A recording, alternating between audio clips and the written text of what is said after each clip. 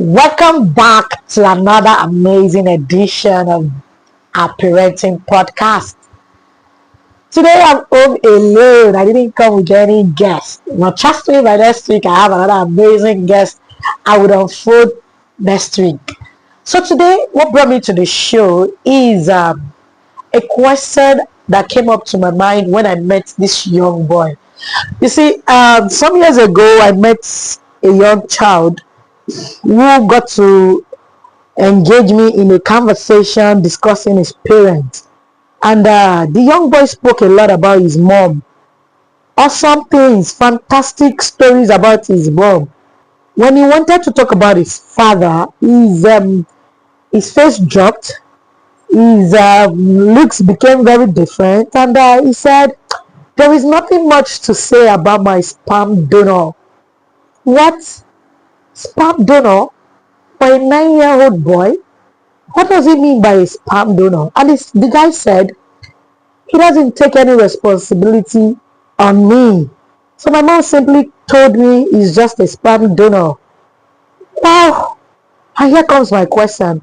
What makes you a father? What makes you a mother? The fact that you have children, or the fact that you're an adult and you're having sex?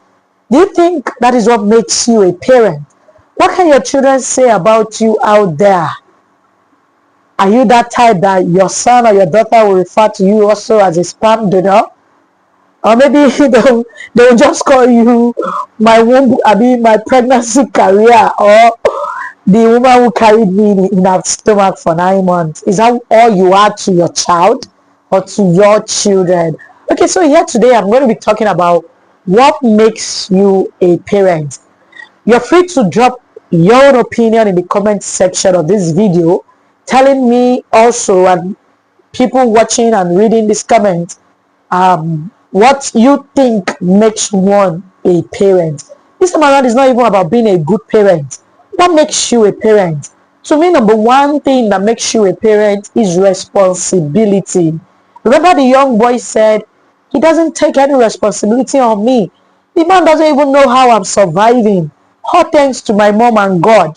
You see, so responsibility is number one key factor that makes you a parent. The moment you get a woman pregnant, the moment you deliver a child, you have 100% responsibility on that child. It pains me so deeply today to find children who would tell you to your face that, "Ma, I am the one sponsoring myself. Ma, I started living alone since I was 14. I don't even know where my mom is, and my dad, he just got the house and left. I've been surviving all by myself." That reminds me to say that some days ago, a young boy knocked on my gate. And when I opened up the gate, he said he walks around the community, like he helps people to sweep their compound. I was dazed. "How old are you, young boy?" He said he's 11. "What class are you?" He said he's in primary 6. "Who sent you to do this?" He said, "Nobody. My grandma is sick and she asked me to go look for money. I've been begging and nobody is giving me money, so I decided to try working for people." Are you joking? 11 years old, already sorting himself, trying to make ends meet, and that kind of a child has a mom and dad. So what am I saying in essence? Responsibility is number one key thing that makes you a mother and a father. That's the first thing your children grow up to see, and they can say that, "No, I have a father and I have a mother." At least I've taught in schools where I've met children who will say, "I love my dad because he provides everything." And on my podcast, you will meet, you get to watch a video where a secondary school boy referred to his father as, "He's my odogu, he pays all the bills." So you can imagine that. And two, because you're having sex doesn't make you a father or a mother. Yeah, let me get deeper. I mean, because you gave a woman or you impregnated a woman doesn't make you a father. Hell no. Anybody can be a dad. It's not everybody that is a father. I stand to be corrected. If you have any contrary opinion, you can drop it in the comment section. The fact that you gave birth to a child doesn't make you a father. But if you can stand for that child, defend that child, fight for that child, be there for that child. Yes, in terms of presence. A lot of people give birth today and they can't even say where those children are. So you come out to the world and say you're a father, you deserve some brain reset. So what am I saying? You need to be present in the life of the children you gave birth to for them to refer to you as their father. You need to be available. Your presence means a lot. Kudos to husbands who work far away and still comes back home at their little spare time to spend time with their children and wife. Thumbs up to men who goes out there to work and at their leisure they come back home to spend time with their children. You are the real MVP. If you are that father that you're too busy for your children, may I be bold to tell you that when those children grow up, you'll be dazed at what they will refer you to as. Well done, busy mom. I need to work, I need to work, I need to work. Yes, I'm working because of the children. Well done, ma'am. The same children you're working for, that you're abandoning, that you're not taking care of, that you're not present in their life, will point their fingers at you in their future, even when you provide everything they need. Availability is key in the life of children, especially when they are growing up. You see, sometimes you find adult parents lonely, alone in their old age, and you want to point accusing fingers at their children for abandoning their parents or for neglecting their old parent. Hey, stop. Ask questions. Were these parents actually available in the life of these children when they were coming up? So before you point accusing fingers, be sure you know the story. Okay?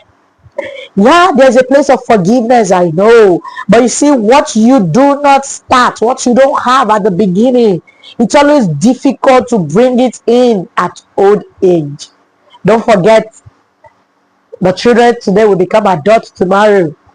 You will come back to not being able to do the things you could do and then depend on the children to help you. When that time comes, I hope you find the children you were available for to also be available for you.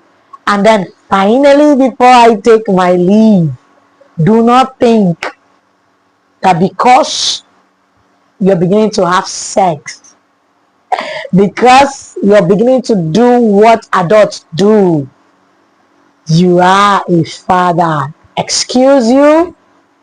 Is a no.